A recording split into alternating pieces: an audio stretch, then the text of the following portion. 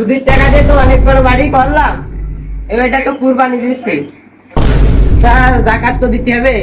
তা দেখি যাই দিনই। চাচা, এই যে জাকাত তো দিতে হবে। তা আগে গাড়িটা বের করো, কাগজ থেকে যাই। তাহলে চলো। চলো।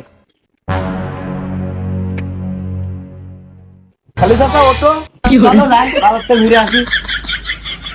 গাড়িটা স্টার্ট দিয়ে আগে।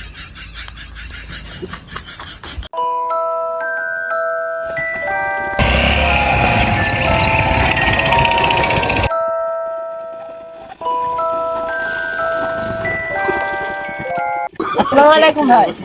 ওয়ালাইকুম তা ভাই, আপনারা কবে যাচ্ছেন? ভাই আমরা তো বাজারে যাচ্ছি জাকাতের কিছু কাপড় কিনতে। তা আপনাদের এখানে কি জাকাত নেওয়ার মতন কোনো মানুষ আছে? আছে একজন, ওইদিকে একজন আছে, নাম হলো বৈদ্য। সামনে যাও, ওই জায়গা বাসা পেয়ে যাও, আনে যাও। খালি চাচা চলেন দেখে আসি। ওখানে বাগান গোলাই, চলো। সারা জীবন সুদি কামাই করলো, সুদ খাই, সে আবার এখন জাকাত দেবে। সে আবার এখন জাকাত দিচ্ছে। ভাবা যায়? এ জীবনেও পূরণ হবে না তারই। যাক চলো, সুদখোররা জাকাত দিক আর আমরা হেঁটে বেড়াই আর কি। দেখতে খালি ডাক দাও বই দেখার। হ্যাঁ, চাচা, খালি ডাক দি। আমি কেন বসলো? বৈদ্য ভাই বাড়ি আছে? বৈদ্য ভাই বাড়ি আছে?